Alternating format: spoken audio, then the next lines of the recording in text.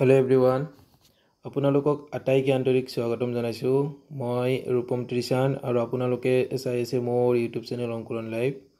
আজিৰ ভিডিঅ'টোত আলোচনা কৰিবলৈ গৈ আছো ডাইৰেক্টৰ অফ এলিমেণ্টাৰী এডুকেশ্যনৰ ফালৰ পৰা এখন নোটিছ আৰু যিখন নোটিছ আহিছে 19 মে 2025ত। সো নোটিছখনত কি কৈছে আমি নোটিছখনৰ মাজলৈ গৈছো। In continue of this office notice regarding physical document verification of the candidates who have applied against the advertisement date 26 December 2023 and submit document in support of their extracurricular activities, cultural, sports, NCC.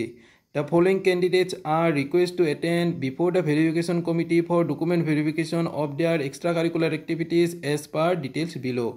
So advertisement date 26 December 2023 যিসকল ক্যান্ডিডেটে apply কৰিছিল তেওঁলোকক কল কৰা হৈছে physical document ভেৰিফিকেশনত আৰু তাৰ বাবে তেওঁলোকে appear হ'ব লাগিব ভেৰিফিকেশন কমিটিৰ সন্মুখত ফৰ ডকুমেন্ট ভেৰিফিকেশনৰ বাবে আৰু কোন তাৰিখত এই ডকুমেন্ট ভেৰিফিকেশনৰ বাবে ক্যান্ডিডেটসকলে যাব লাগিব 27 মে 2025 আৰু সময়টো হ'ব 11:30 ৰ পৰা 2টা বজালৈকে য'ত নেকি স্পৰ্টছত এপ্লাই কৰা ক্যান্ডিডেটবোৰৰ ডকুমেন্ট ভেৰিফিকেশন হ'ব আৰু আবেলি 2:30 ৰ পৰা 5 বজালৈকে কালচাৰেলত এপ্লাই কৰা ক্যান্ডিডেটসকলৰ ডকুমেন্ট ভেৰিফিকেশন হ'ব আৰু এই ডকুমেন্ট ভেৰিফিকেশন হ'ব ডাইৰেক্টৰ অফ এলিমেণ্টাৰী এডুকেশ্যনৰ যিটো অফিচৰ কনফাৰেন্স হল আছে সেই কনফাৰেন্স হলত তেওঁলোকৰ ভেন্যুটো হ'ব।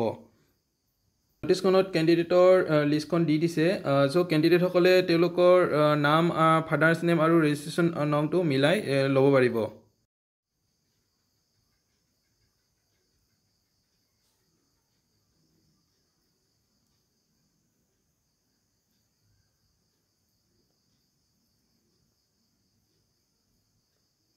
Kindly bring all original educational, professional qualification and other relevant document issued by competent authority along with acknowledgement of online application.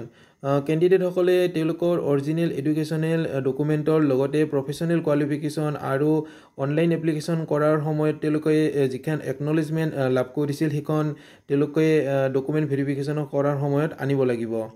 আৰু the candidate found absent during this physical document verification will be rejected. যদি candidate সকলে তেওঁলোকৰ physical document verification সময়ত যদি absent থাকে তেওঁলোকক reject কৰা হ'ব।